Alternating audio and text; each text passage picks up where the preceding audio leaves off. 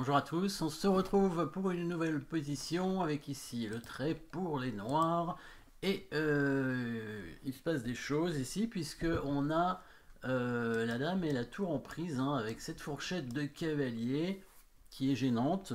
Alors évidemment on attaque aussi une tour mais il y a quand même notre dame attaquée, le roi noir est pas très bien protégé. Au niveau du matériel, dame, 2 tours, un cavalier de chaque côté, 4 pions pour les noirs et 5 pour les blancs, donc un pion d'avance pour les blancs. Qu'est-ce qu'on va faire ici? Est-ce qu'il y a un échec? Oui, mais bon, il n'a pas l'air terrible. Une menace de mat?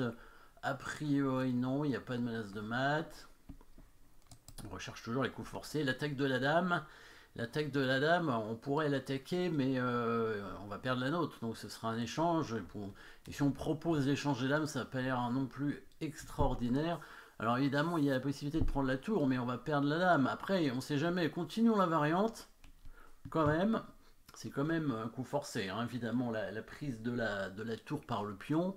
Hein, il va prendre la dame, il n'a pas trop le choix, hein, sinon il aura perdu une tour. Alors s'il prend la tour, on récupère son cavalier, déjà on a gagné un cavalier, bien sûr, donc il prend la dame.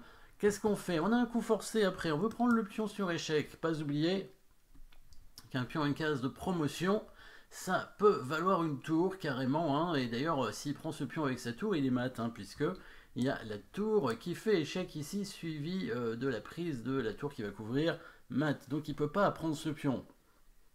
Donc il va être obligé de bouger son roi dans le coin. Et dans ce cas, on va récupérer le cavalier. Alors qu'est-ce qui s'est passé? Pour l'instant, on a donné une dame, mais on a pris quand même une tour et un cavalier et un pion qui est très avancé, qui ne peut toujours pas être pris à cause du mat. Ça peut quand même être très intéressant a priori, hein, cette histoire. Après, il a un échec avec sa dame en 8 qui est gênant, peut-être. Et il va prendre... Ah ben non, il peut pas parce qu'il y a la tour en C8. Non, il va avoir peut-être un coup de dame en F7, évidemment, avec l'attaque du cavalier non protégé et du pion lui-même non protégé aussi. Est-ce qu'on n'avait pas un coup forcé tout à l'heure au lieu de prendre le cavalier si justement on mettait la tour en C1? Est-ce que c'était pas une menace menaçante, une menace de mat évidemment, un coup forcé? Alors là, ce qui est difficile évidemment dans cette position, c'est d'arriver à voir toute la variante sans bouger les pièces. Il y a quand même déjà 2 coups de jouet, hein. Donc la prise de la tour ici, c'est du coup forcé. Prise du pion sur échec. Voilà, là la prise du cavalier c'était inférieur puisqu'il pouvait probablement, il pouvait même faire échec avec sa dame, hein, et gagner directement le cavalier, c'était encore mieux, mais même dame F7 était probablement bon. Par contre, le coup de tour en C1 a l'air assez intéressant puisque c'est une menace de mat en un coup. On attaque sa tour. Il peut toujours pas prendre parce que le pion fait dame et ce sera mat. Alors il peut faire un échec, mais on va couvrir avec le cavalier tout simplement. Donc tout ce qui lui reste à faire maintenant, c'est de venir protéger sa tour, hein, parce qu'il y a la menace de mat, il n'a pas le choix, ramène sa dame, il ramène donc sa dame en E2 pour protéger. Et là, qu'est-ce qu'on va faire tout simplement? On va prendre la tour, il va devoir reprendre avec sa dame, et on va simplement prendre son cavalier, et le pion est toujours imprenable. S'il prend le pion, il va perdre sa dame, hein, tout simplement. Tour D1 échec, il va obligé de mettre sa dame en G1, on la prend, et puis on devrait gagner assez facilement la finale quand même avec un cavalier de plus. Contre un seul pion, il y a des pions qui nous permettront de faire dame. Ce pion en F2 ici, très important évidemment, à peu près équivalent à une tour, ce qui fait que les noirs ont comme du matériel en plus dans cette position virtuellement. Les noirs ont du matériel en plus parce que ce pion, c'est une tour, donc 2 tours et un cavalier contre une dame, ça fait une pièce d'avance. Alors, il faut quand même vérifier si on arrive vraiment à valoriser ce pion. Qu'est-ce qu'on va faire dans ces cas-là? Eh ben, on va déjà le soutenir probablement avec la tour. Alors, il pousse un pion pour éviter le mat, donc là, il menace de prendre le pion.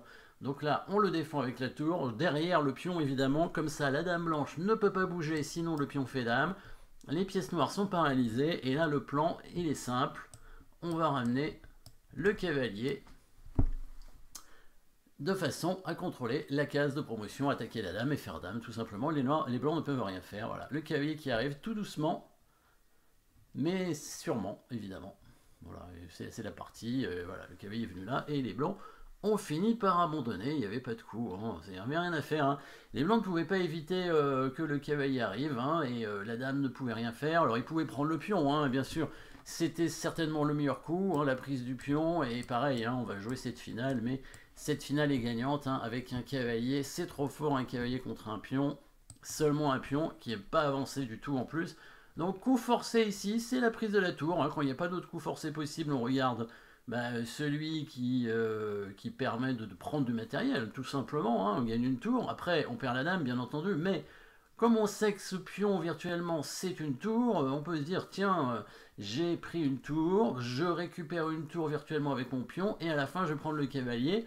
On a vu que ça c'était pas bon parce qu'il y avait échec qui lui a récupéré le cavalier, donc ça c'était pas très intéressant.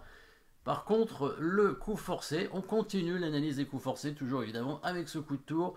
Bon, s'il avait mis tout de suite sa lame en E2, ça aurait rien changé, hein. On aurait fait la même chose, on aurait pris la tour et on aurait pris le cavalier, on aurait simplement gagné un temps avec le cavalier qui était un petit peu plus près pour aller sur la case 3, hein, c'est tout. Hein. En fait, le coup d'échec de la dame en E8, c'était simplement pour dévier un tout petit peu le cavalier, pour retarder un peu l'échéance finalement, mais c'était inéluctable, hein. Les noirs allaient gagner, ils allaient gagner la dame et donc gagner la partie. Voilà, merci d'avoir suivi cette position. N'oubliez pas de vous abonner et à très bientôt.